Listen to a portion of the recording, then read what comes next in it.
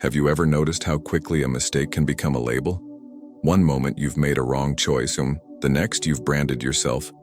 I'm a failure. I'm a burden. I ruin everything I touch. Guilt has this quiet, corrosive power. It starts with a specific event, a wrong word, a failed promise, but it doesn't stay there. It creeps inward, silently reshaping how you see yourself, not just what you did. And suddenly, you're not someone who made a mistake. You are the mistake. This is the trap of chronic guilt.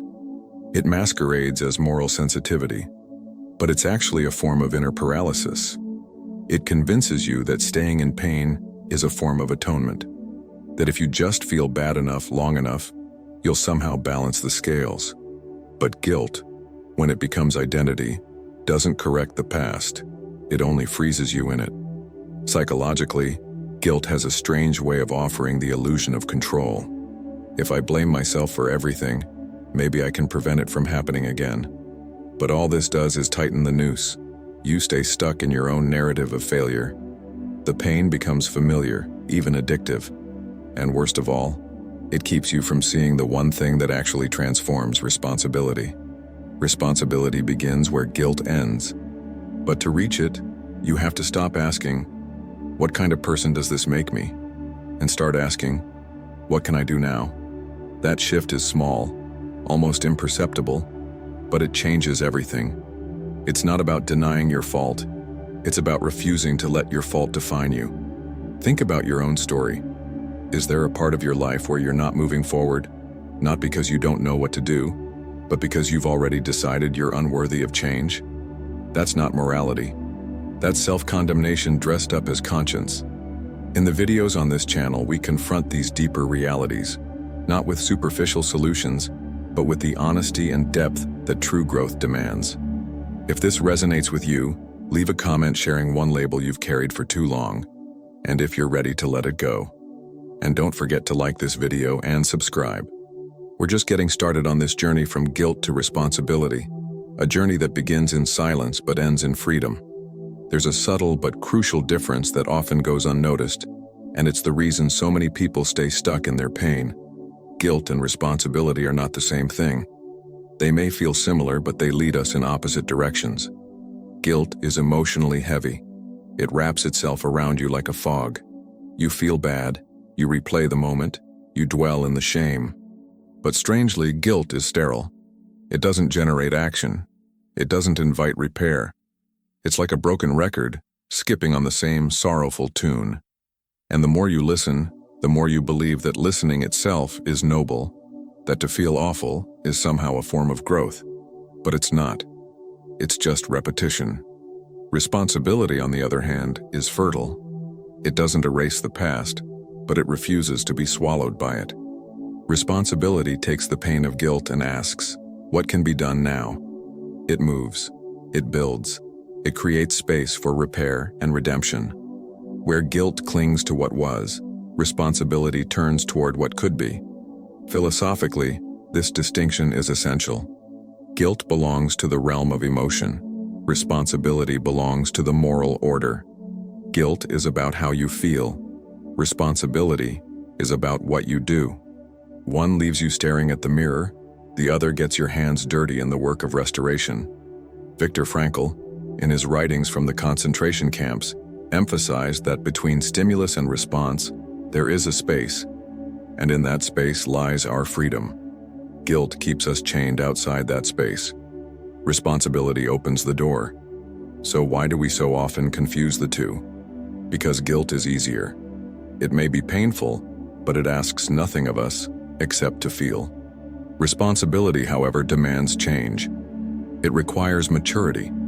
It's not emotional, it's existential. It forces us to accept that while we may not be able to undo the harm, we are still responsible for what we do next. It's not wrong to feel guilt, but it is dangerous to believe that guilt is enough. Real transformation begins only when we step out of that emotional loop and start choosing a different path. Responsibility doesn't wait for the feeling to go away. It acts despite it.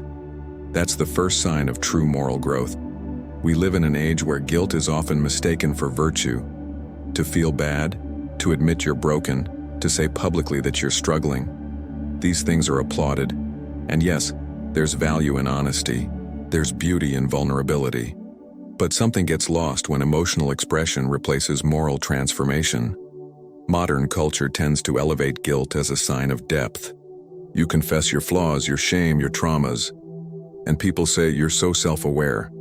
But awareness without responsibility becomes performance. It's a show of conscience that lacks commitment.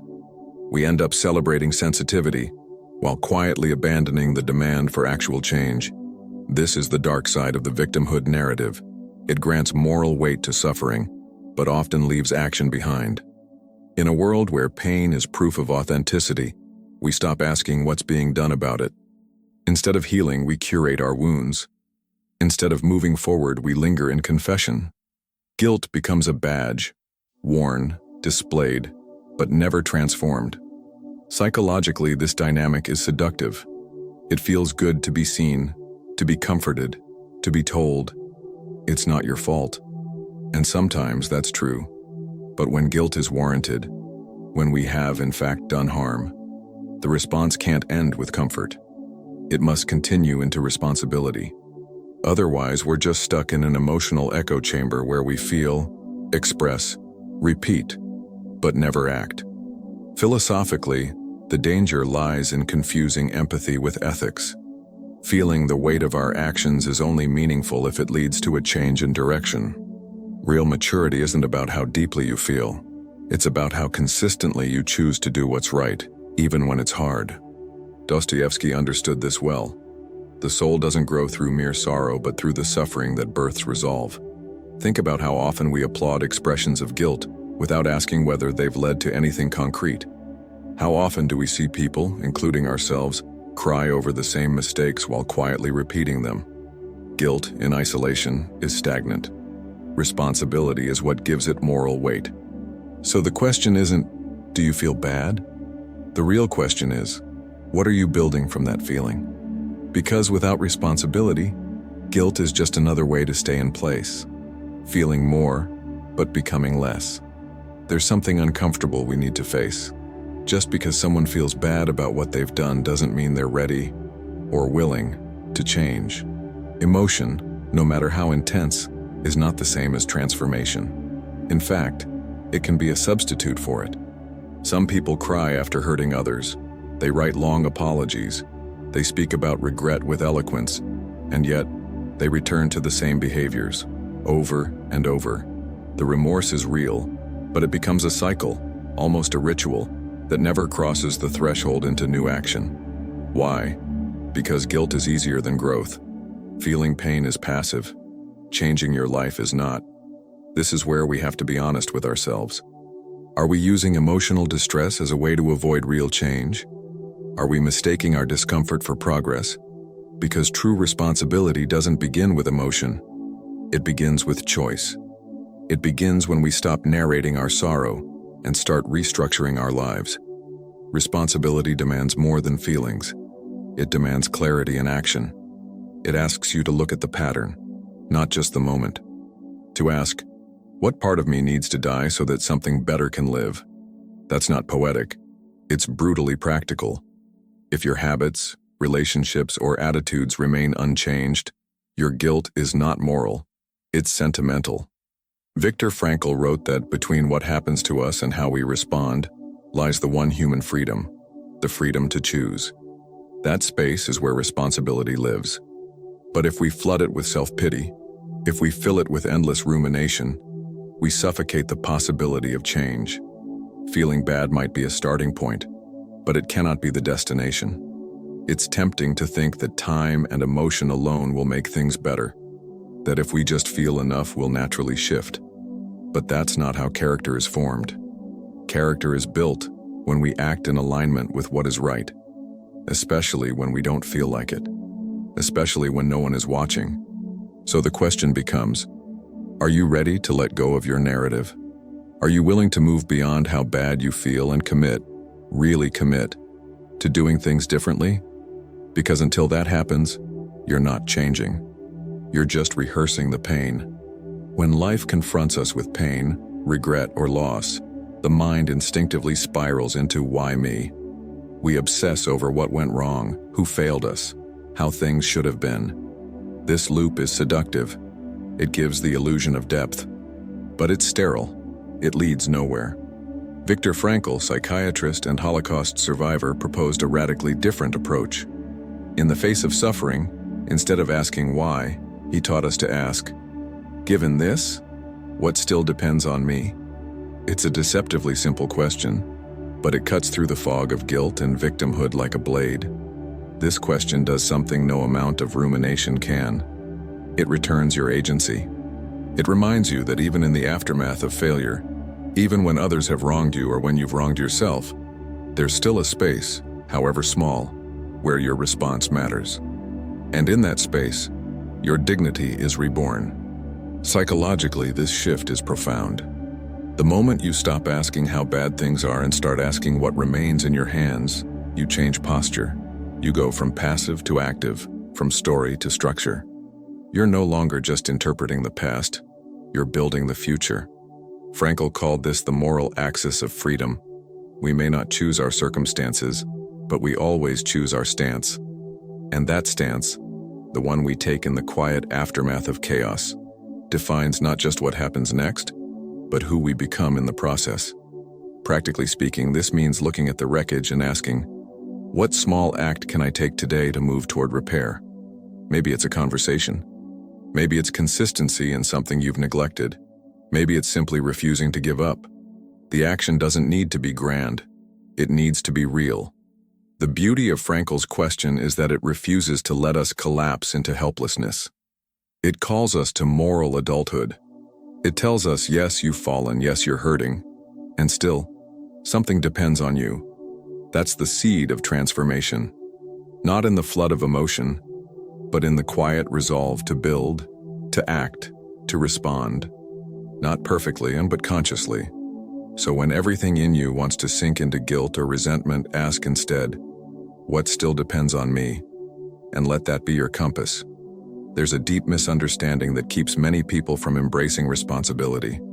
The belief that to take responsibility is to punish yourself, as if owning your failures means wallowing in them, as if accountability must come dressed in shame and self-hatred. But this is false, and dangerously so. True responsibility is not a form of self-punishment, it's a form of self-positioning. It's how we re-enter the moral structure of the world after we've lost our way. It's not about bruising your ego, it's about becoming a person capable of building again. When you take responsibility, you are saying something quietly revolutionary. I am not just an effect, I can be a cause. That statement shifts everything. Instead of being pushed around by past events, moods, or wounds, you begin to take up space in your own life, not with pride, but with purpose. This is where character is forged. Responsibility is what turns suffering into structure. It's what transforms regret into resolve, not through grand gestures, but through the consistent act of aligning your choices with your values. Even when it's hard, even when no one applauds. Philosophically, this shift aligns with the classical understanding of human freedom. In thinkers like Thomas Aquinas, freedom isn't doing whatever you want. It's the capacity to do what is right. Responsibility is freedom in action. It's where your life stops being a reaction to circumstances and starts becoming a deliberate expression of meaning. And this doesn't mean perfection. It doesn't mean never stumbling again. It means showing up differently after the stumble. It means owning your presence in the world with enough humility to admit fault and enough courage to move forward anyway. When you avoid responsibility, you stay small, emotionally, morally, spiritually. You wait for things to change externally, but when you embrace it, you start to grow into someone who makes change possible. Your life becomes your work. Your wounds become raw material, not just reminders. So ask yourself, do I see responsibility as a burden or as a calling? Am I using guilt to avoid it, or am I using action to embody it? Because responsibility isn't about proving you're sorry.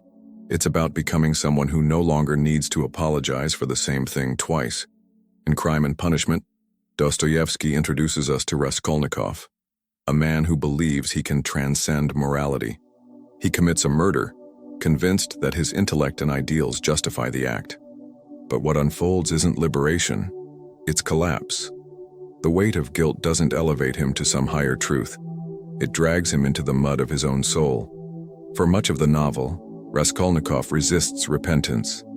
He intellectualizes his crime, isolates himself, tries to escape into theory and pride. But none of it works. He's broken, not by punishment, but by the inner recognition that he has severed himself from the moral order, from what it means to be human.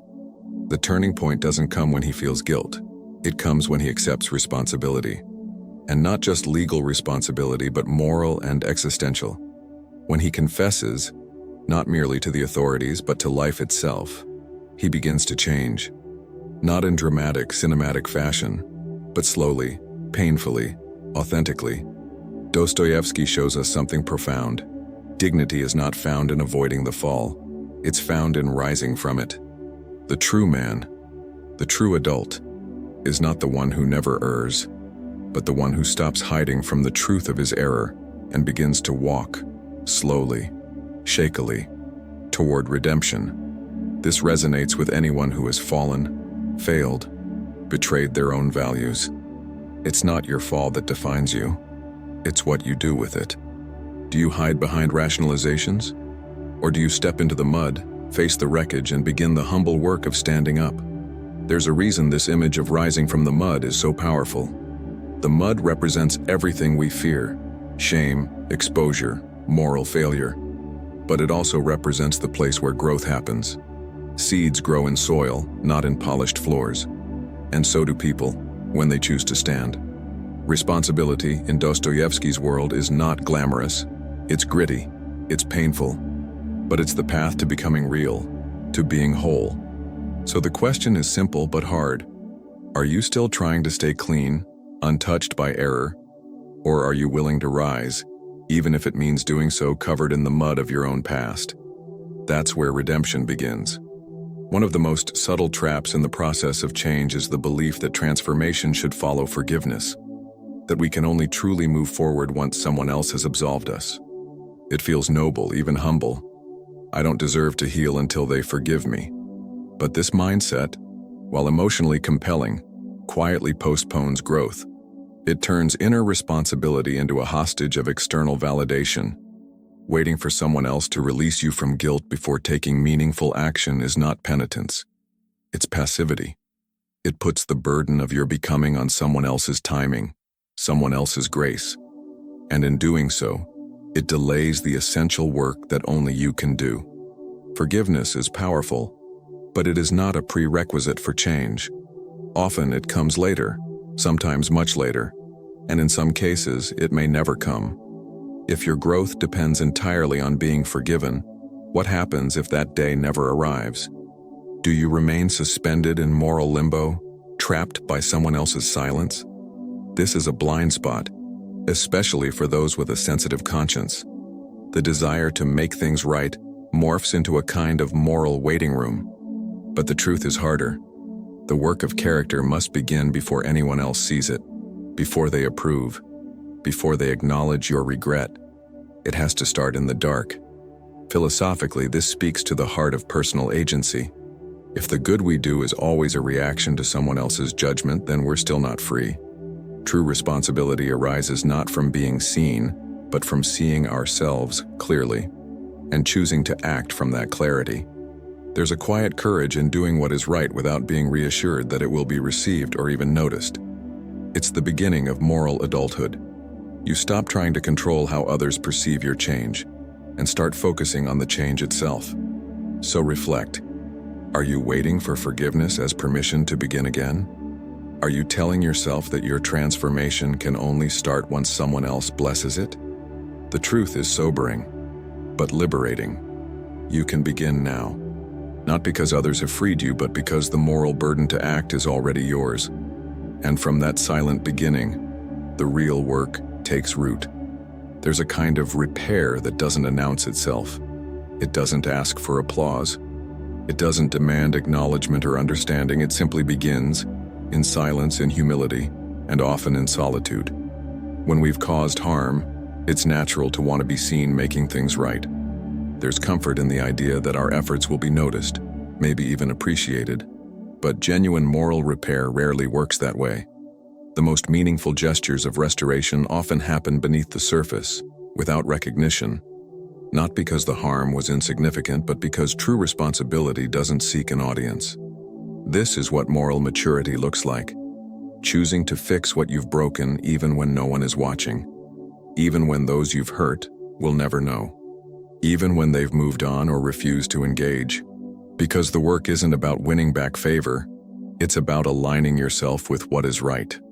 Philosophically, this is what the ancients called virtue for its own sake. Doing the good because it is good. Not because it benefits you, not because it redeems your image, but because it restores your soul to truth. There is no shortcut to this kind of dignity. It's built, act by act, often in obscurity. Psychologically, silent repair is transformative. It shifts the focus from outcome to integrity. You begin to ask not, will this be enough for them, but is this honest within me? That shift is subtle, but it changes the entire direction of your life. You stop performing, you start becoming. And this kind of repair isn't always dramatic. Sometimes it's as small as returning something you took without credit, rebuilding trust through quiet consistency, holding back words you once used to wound, taking responsibility for patterns you previously excused. These gestures may never be publicly acknowledged, but they matter deeply. Because when you engage in silent restoration, you're not erasing the past. You're confronting it. You're saying with your actions, I cannot undo what I've done, but I can become someone who would not do it again. Ask yourself, what quiet repairs are still waiting to be made? What hidden corners of your life need attention, not for recognition, but for righteousness? That's where the deepest healing happens, in the places no one else sees, but where you meet yourself in truth. Guilt makes the future look like a cliff. You stand at the edge, staring into the consequences of your choices, and all you see is distance, uncertainty, and the haunting feeling that maybe nothing can be rebuilt. That maybe you're too far gone, too damaged, too late. But here's the truth few talk about. Responsibility doesn't eliminate the abyss, it builds a bridge across it. And the strange thing is, the bridge doesn't appear while you're thinking, regretting, or analyzing. It only begins to form when you take the first step forward, when you act, even while afraid, even still uncertain. This is the paradox. You won't feel ready. You won't feel worthy. You'll likely still be carrying shame. But if you move, just one act of honesty, one gesture of repair, one decision to realign with your values, something shifts. A path begins to form where there was none. And the more you walk it, the clearer it becomes. The bridge is not built by emotion. It's not built by waiting to be forgiven or feeling bad enough or explaining yourself perfectly. It's built by fidelity to what is right, over time, without shortcuts. And that fidelity doesn't require perfection. It requires courage. The kind of courage that walks even when the way isn't visible yet. Philosophically, this echoes the idea of praxis, that truth isn't fully known until it is lived. You don't wait for clarity to act. You act to gain clarity.